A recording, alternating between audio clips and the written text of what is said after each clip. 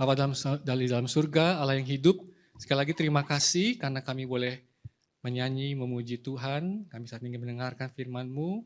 Biarlah sekali lagi Engkau berbicara melalui hamba-Mu yang lemah dan terbatas ini. Biarlah sungguh kami boleh mendengar Tuhan sendiri yang berbicara kepada kami. Dan kami juga boleh meresponinya, menerimanya, dan melakukannya dalam hidup kami. Kami serahkan waktu ini dari awal hingga akhir ke dalam pimpinan Roh Kudus. Dalam nama Tuhan Yesus kami berdoa dan mengucap syukur. Amin. Baik Bapak Ibu sekalian, tema kita pada malam hari ini adalah kasih Kristus. Modal dan model untuk mengasihi. Kita mendasarkan perenungan firman Tuhan kita pada malam hari ini dari 1 Yohanes pasal 3 ayat 11 sampai 18.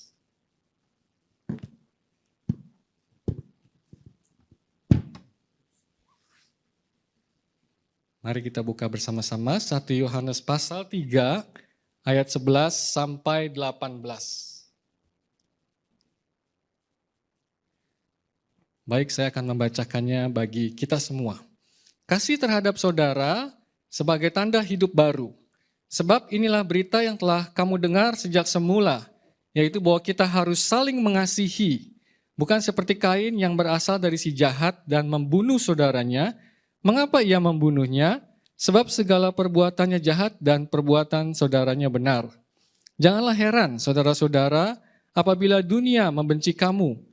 Kita tahu bahwa kita sudah berpindah dari dalam maut ke dalam hidup, yaitu karena kita mengasihi saudara kita.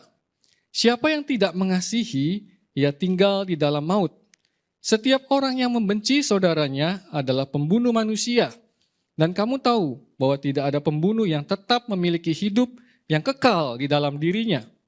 Dengan inilah kita mengenal kasih, yaitu bahwa Kristus telah menyerahkan nyawanya untuk kita. Jadi kita pun wajib menyerahkan nyawa kita untuk saudara-saudara kita. Siapa yang mempunyai harta duniawi dan melihat saudaranya menderita kekurangan, tetapi menutup pintu hatinya terhadap saudaranya itu, bagaimana kasih Allah dapat tinggal di dalam dirinya? Anak-anakku, marilah kita mengasihi, bukan dengan perkataan atau dengan lidah, tetapi dengan perbuatan dan dalam kebenaran. Bapak Ibu yang dikasihi Tuhan, beberapa waktu lalu, waktu yang sudah kurang lebih tahun 1967, tentu kita mengenal yang namanya grup Beatles. Ya, ini angkatan-angkatan tertentu saja ya, tentu yang mengenalnya ya. Mungkin angkatan-angkatan yang baru, enggak begitu. Nah, kalau Bapak Ibu lihat, waktu itu mereka ada menyanyikan sebuah lagu yang sangat hits ya. Tanggal 25 Juni 1967 ya. Itu dikatakan adalah siaran satelit internasional pertama ya. Dan lagunya judulnya adalah All You Need Is Love ya. Semua yang kau butuhkan adalah cinta. Lagu ini langsung disaksikan oleh 400 juta orang di 25 negara. Ya, lagu ini juga langsung menduduki puncak tangga lagu di Inggris dan Amerika Serikat. Ya, lagu ini begitu diterima, bahkan sampai sekarang pun masih dipakai. Ya, ada kayak menggalang dana, bahkan sempat dipakai dalam pernikahan Pangeran William dan Kate Middleton begitu. Jadi lagu ini begitu diterima sebagai simbol ya bahwa cinta itu adalah kebutuhan dari kita semua manusia. Tapi pertanyaannya adalah apa makna cinta yang dimaksud di sini ya? Nah, ini mungkin bisa diwakili ya oleh sebuah kelompok yang mungkin Bapak Ibu juga tahu. Ini adalah kelompok hippies namanya ya. Jadi kelompok hippie ini adalah seorang gerakan budaya dan sosial dan juga suatu kelompok ya generasi muda yang menolak perang, menolak kemapanan dan memilih hidup dengan cinta, musik dan kebebasan. Nah, salah satu pemaknaan cinta yang dilakukan oleh kelompok hippie ini ya. Jadi kelompok hippie ini sangat suka ya, bahkan mereka menjadikan lagu All You Need Is Love ini adalah slogan ya dari kelompok mereka ya. Nah, ternyata mereka ini adalah kelompok yang mempraktekkan free love, Bapak Ibu ya. Nah, mereka mengatakan bahwa cinta itu tidak boleh dibatasi oleh aturan sosial, agama, atau negara. Seks dipandang sebagai ekspresi kasih, kebersamaan, dan kebebasan, bukan sekedar kewajiban di dalam pernikahan. Banyak hippie hidup di komunitas bersama, pasangan hidup berganti itu udah biasa, begitu. Bapak Ibu, ini adalah salah satu contoh konkret pemaknaan cinta oleh dunia, bahkan sampai saat ini. Pertanyaannya adalah, apakah ini makna cinta, mencintai, mengasihi, sebagaimana yang dimaksud oleh Allah di dalam firman-Nya? Tentu kita bisa dengan jelas menjawab bukan atau tidak. Nah, kalau begitu apa makna cinta, mencintai, mengasihi, sebagaimana yang dimaksudkan di dalam Alkitab? Ini akan kita belajar dari bagian firman Tuhan kita hari ini. Yang pertama, Bapak Ibu yang bisa kita pelajari dari bagian kita pada malam hari ini. Bagian firman Tuhan hari ini dengan jelas mengatakan bahwa mengasihi itu adalah identitas orang percaya. Jadi judul di bagian yang diberikan oleh LAI sudah tepat saya pikir. Kasih terhadap saudara sebagai tanda hidup baru. Ini berarti memang ada kemiripan ya dengan kelompok hippie tadi yang menjadikan cinta sebagai bagian identitas mereka. Hanya beda makna cinta mereka, beda dengan makna cinta dalam iman kita. Hal ini kita bisa lihat dari apa yang dikatakan Rasul Yohanes di ayat 14. Di sana dikatakan bahwa kita tahu bahwa kita sudah berpindah dari dalam maut ke dalam hidup, yaitu karena kita mengasihi saudara kita. Jadi jelas, mengasihi saudara adalah tanda pasti yang menunjukkan bahwa seorang telah memiliki hidup baru, hidup kekal di dalam Allah. Nah, kita bisa tanya lebih jauh. Apa maksudnya mengasihi saudara di sini? Paling tidak ayat 15 itu menjelaskan bahwa maksudnya mengasihi ini adalah seseorang yang tidak membenci saudaranya. Seorang yang sudah memiliki hidup baru tidak akan hidup dalam kebencian terhadap saudaranya. Seorang yang sudah memiliki hidup baru menjadi anak Allah tidak akan hidup dalam dendam terhadap saudaranya. Apakah ini berarti orang yang sudah percaya kepada Kristus menjadi anak Allah tidak bisa mengalami sebal, tidak bisa mengalami marah, tidak bisa mengalami benci, atau mungkin dendam bahkan kepada orang-orang tertentu yang sudah sangat melukai hati mereka? Saya pikir juga tidak demikian. Tentu saja orang percaya sebagai anak Allah yang memiliki perasaan dan masih dalam proses pengudusan bisa merasa sebal, bisa merasa marah, benci, bahkan mungkin dendam terhadap seorang yang sudah sangat menyakiti mereka. Namun, dia tidak akan membiarkan hidupnya terus-menerus dikuasai. Dia tidak akan hidup di dalam kemarahan, kebencian, dan dendam tersebut. Dia tidak suka, dia tidak betah berada dalam keadaan tersebut. Sehingga dia akan mencari cara-cara, termasuk dengan meminta pertolongan Tuhan melalui doa dan firman Tuhan, meminta bantuan bahkan orang lain, mungkin juga dengan konsultasi, konseling, agar hidupnya tidak dikuasai dendam, kebencian, kemarahan itu, dan dendam itu. Nah, seorang yang membiarkan dirinya dikuasai dendam, kebencian, kemarahan, dan merasa baik-baik saja dengan kondisi tersebut, atau merasa that's okay, gak ada apa-apa, saya gak merasa apa-apa, fine-fine aja. Firman Tuhan hari ini dengan jelas menunjukkan bahwa orang tersebut sesungguhnya belum mengenal Allah, sekalipun dia adalah seorang yang mengaku percaya kepada Tuhan. Jadi Bapak Ibu sekalian, refleksi pertama kita hari ini adalah, apakah kita seorang yang sekalipun mengaku percaya kepada Tuhan, adalah seorang yang hidupnya dikuasai kemarahan, kebencian, dan dendam, dan kita merasa baik-baik saja dan nyaman dalam kondisi tersebut? Apakah kita adalah seorang yang membiarkan diri berada dalam dendam, kemarahan, kebencian, dan merasa tidak ada yang salah dengan itu? Firman Tuhan hari ini menegur dan mengingatkan kita yang demikian, agar kita bertobat dan segera mencari Allah untuk memohon keselamatan dan pengampunan darinya. Yang kedua yang kita bisa pelajari dari bagian firman Tuhan hari ini adalah, tadi firman Tuhan sudah bilang bahwa mengasihi saudara adalah tanda bahwa kita adalah anak Allah. Tapi bagaimana kita mempraktekkan itu? Bagaimana kita mempraktekkan mengasihi saudara itu? Dan firman Tuhan hari ini memberikan jawabannya. Yaitu dengan menjadikan kasih Kristus sebagai modal dan model dalam mengasihi. Kita akan bahas satu persatu. Menjadikan kasih Kristus sebagai modal dalam mengasihi. Hal ini sebagaimana yang Yohanes katakan dalam ayat 16a. Dengan inilah kita mengenal kasih, yaitu bahwa Kristus telah menyerahkan nyawanya untuk kita. Pertama-tama, kalau saya lihat aplikasi bagian ini adalah kita diajak untuk kembali merenungkan. Apakah kita sudah mengenal dan mengalami kasih Allah itu di dalam hidup kita?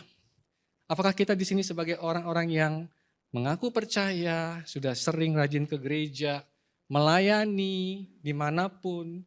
Apakah kita sudah sungguh mengenal dan mengalami kasih Kristus dalam hidup kita? Jangan sampai kita menjadi orang-orang yang berseru, Tuhan, Tuhan, dalam Matius pasal 7. Melakukan ini itu buat Tuhan. Tapi ternyata Tuhan tidak mengenal kita.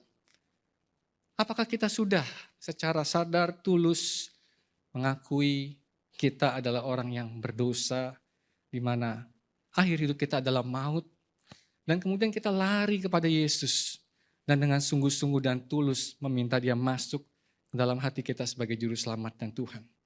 Kalau kita sudah melakukan itu dengan sungguh dan tulus, firman Tuhan mengatakan bahwa siapa saja yang percaya, ia mempunyai hidup yang kekal. Pertanyaan yang kedua, Bapak Ibu sekalian, bagi kita yang sudah percaya dan menerima Yesus Kristus sebagai juru selamat dan Tuhan dengan sungguh dan tulus, maka pertanyaan selanjutnya adalah, apakah kita tetap tinggal dan bertumbuh dalam kasih Allah itu? Apakah kita terus bertumbuh dalam anugerah? Apakah kita terus bertumbuh dalam pengenalan akan kasih Allah yang panjang, lebar, tinggi, dan dalam luas itu, kata Paulus, dalam hidup iman kita? Atau jangan-jangan kita mandek atau stuck dalam hal ini? Sehingga kasih Allah itu tidak lagi kita kagumi, tidak kita syukuri, tidak kita agungkan dan tinggikan. Jangan-jangan setelah sekian lama kita hidup sebagai anak Allah, diri sendiri yang semakin kita kagumi, tinggikan, agungkan, dan bukan Allah atau kasih-Nya. Apakah kita masih dan semakin kagum akan kasih Allah dalam hidup kita? Biarlah kita boleh sebagai orang yang sudah percaya terus tinggal dan bertumbuh dalam kasih anugerah Allah bagi kita. Karena tidak ada modal yang lain yang dengannya kita dapat mengasihi selain kasih Allah yang semakin kita alami, rasakan di sepanjang kehidupan iman kita. Pertanyaan selanjutnya, bagaimana ya agar kita bisa terus bertumbuh dalam anugerah ini, bertumbuh dalam pengenalan akan kasih Allah yang semakin dalam ini? Saya mengutip seorang bernama Jerry Bridges yang pernah mengatakan demikian.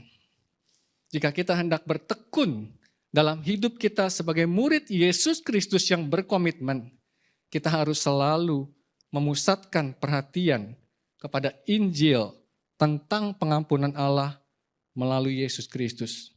Kita harus mengkhotbahkan Injil kepada diri sendiri setiap hari.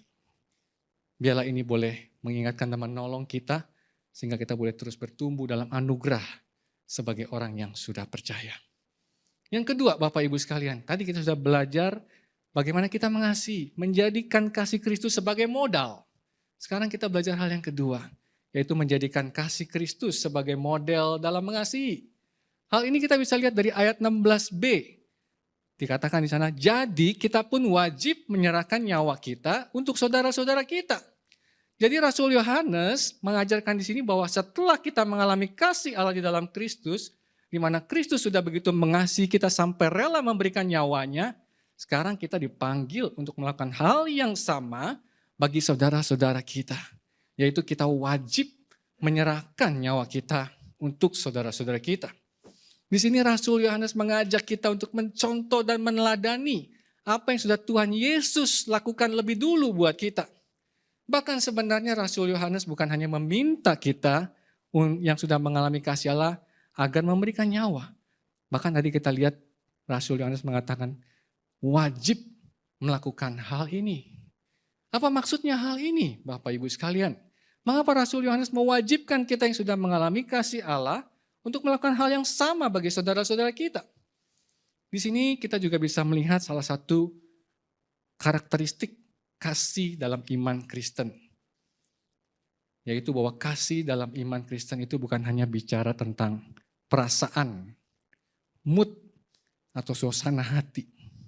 Jadi kita diminta untuk mengasihi saudara kita bukan hanya ketika kita merasa sedang ingin mengasihi, tapi saat kita tidak ingin pun kita diminta untuk tetap mengasihi. Hal ini berarti kita diminta untuk berkomitmen dalam mengasihi.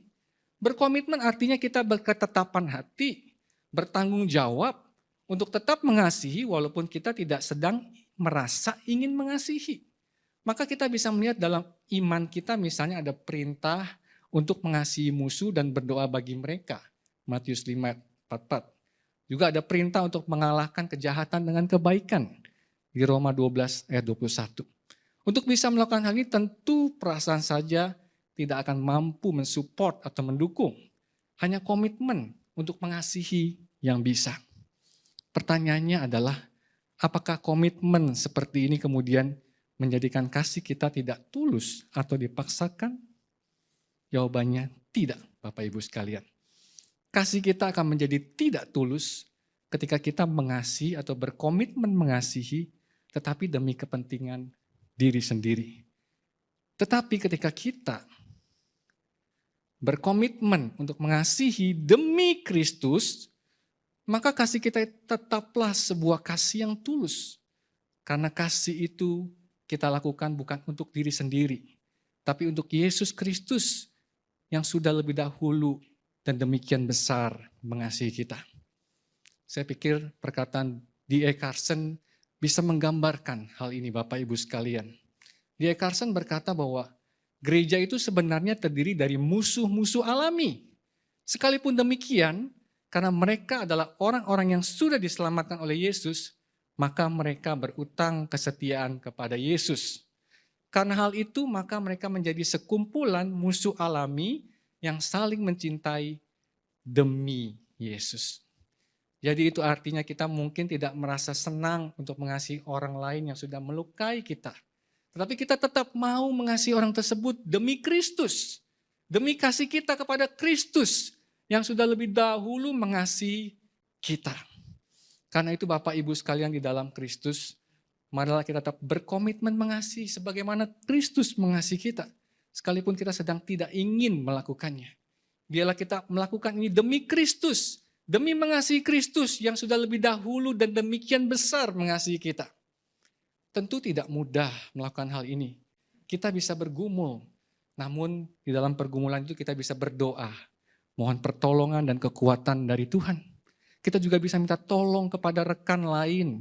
Kita mungkin bisa konsultasi dan konseling. Kita bisa meminta dukungan doa dari teman kita. Sambil kita juga terus merenungkan kasih Allah yang sudah Dia berikan kepada kita. Bapak Ibu sekalian, mungkin kisah dari seorang bernama Corrie ten Boom bisa mengingatkan kita akan hal ini.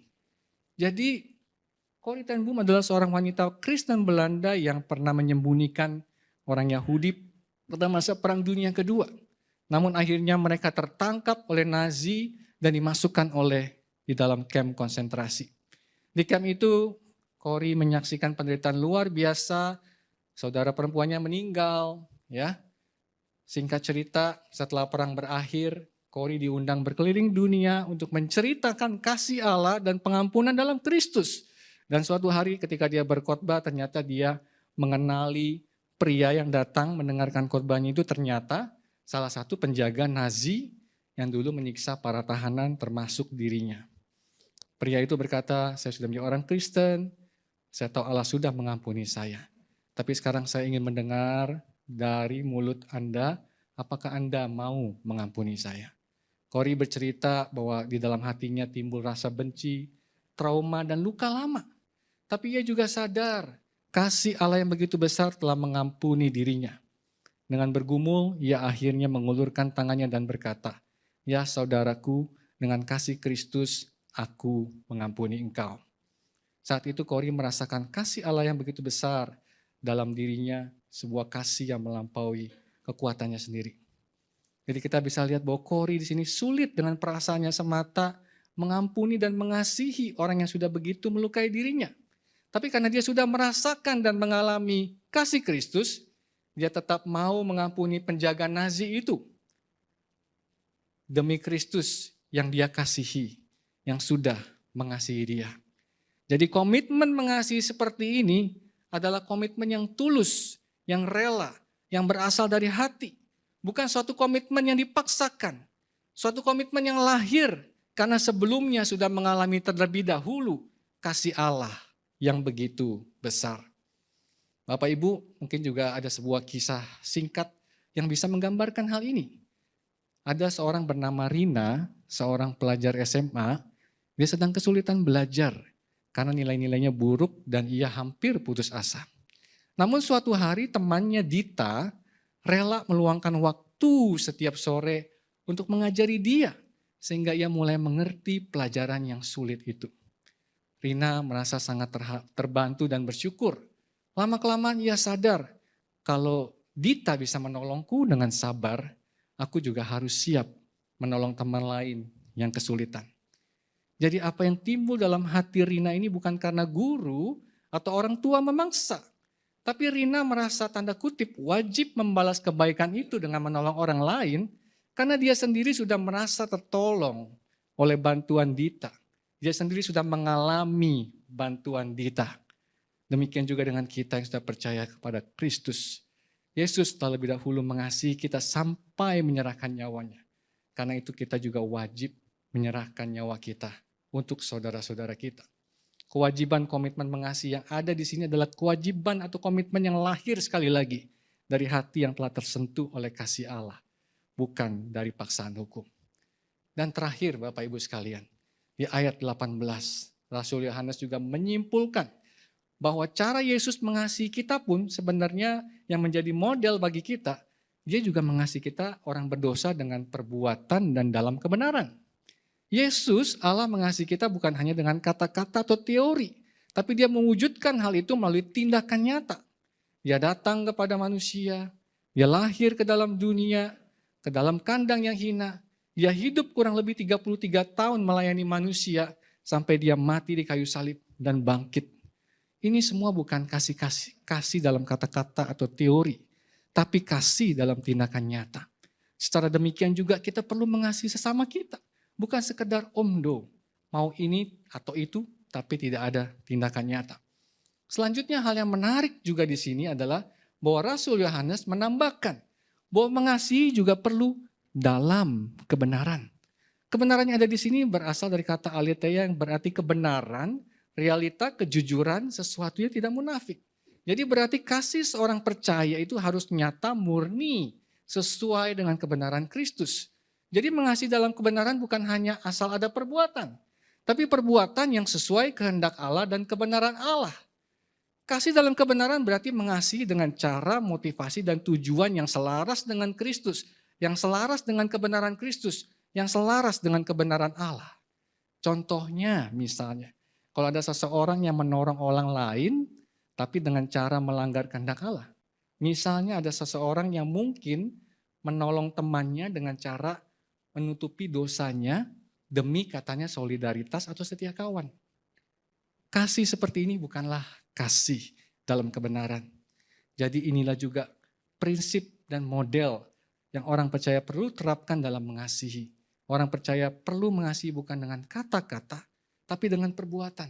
Dan perbuatan itu juga bukan asal perbuatan, tapi perbuatan yang selaras dengan kehendak Allah, dengan kebenaran Allah, dengan kebenaran Kristus dan kebenaran firman-Nya. Jadi Bapak Ibu sekalian, hari ini kita sudah belajar Bapak Ibu sekalian, bahwa kasih kepada saudara seiman adalah tanda yang pasti dan jelas bahwa seorang sudah menjadi anak Allah, sudah memiliki hidup kekal, sudah berpindah dari maut kepada hidup. Jadi tadi kita di sini diingatkan, apakah kita seorang yang sekalipun mengaku percaya kepada Tuhan, apakah hidup kita dikuasai kemarahan dan kita merasa baik-baik saja atau nyaman dengan kondisi tersebut?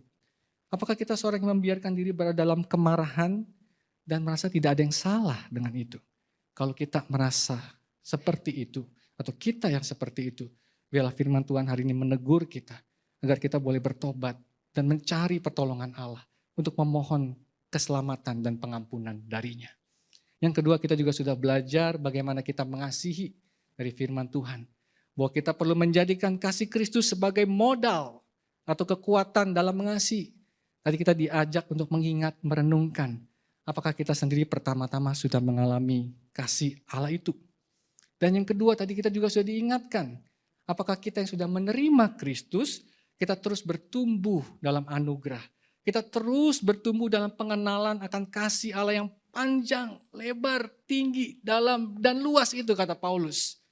Apakah kita mandek, apa stuck dalam hal ini? Apakah seiring perjalanan iman kita terus dan semakin merasa kagum akan kasih-Nya dalam hidup kita?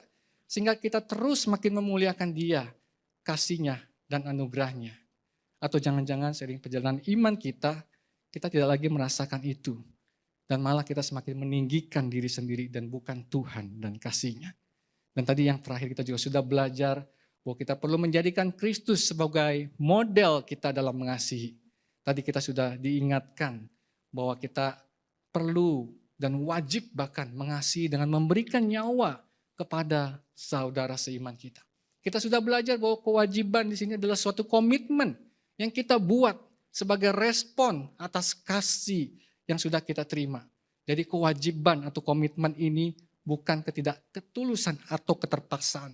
Tapi suatu kewajiban atau komitmen yang berdasarkan kerelaan dan ketulusan yang keluar dari hati yang telah mengalami kasih Allah. Jadi maukah kita berkomitmen mengasihi saudara kita dan orang lain. Bagaimanapun kondisi atau keadaan kita sebagai wujud syukur. Tanggung jawab atas kasih yang sudah kita terima sendiri dari Tuhan. Maukah kita berkomitmen menolong sesama saudara seiman kita yang memerlukan walaupun itu menuntut pengorbanan, tenaga, waktu, atau bahkan uang kita. Lalu terakhir kita juga sudah belajar bahwa kita pun perlu mengasihi dengan perbuatan dan dalam kebenaran. Kasih tanpa perbuatan adalah sekedar omong saja. Tapi perbuatan tanpa kebenaran adalah kasih yang semu. Tapi kasih di dalam perbuatan dan kebenaran adalah kasih sejati di dalam Kristus. Bila Tuhan Allah Roh Kudus yang menolong kita memahami dan melakukan firman-Nya ini. Amin. Tuhan Yesus memberkati. Mari kita satu dalam doa. Bapa dalam surga, terima kasih kami sudah mendengarkan firman-Mu. Sekali lagi ya Tuhan, biarlah kasih Allah yang sudah kami alami, kami terus boleh bertumbuh di dalamnya sebagai orang percaya. Kami boleh semakin mengalami betapa panjang, lebar, tinggi, dalam, dan luas kasih itu dalam kehidupan kami. Tolong kami boleh memusatkan perhatian kami pada kasih-Mu itu dan terus bertumbuh di dalam hal itu. Dan biarlah di dalam dan melalui hal itu menjadi modal bagi kami untuk mengasihi sesama kami seperti Engkau sudah mengasihi kami. Terima kasih untuk firman-Mu. Roh Kudus sekali lagi memampukan kami untuk melakukannya. Dalam nama Tuhan Yesus kami berdoa dan mengucap syukur. Amin.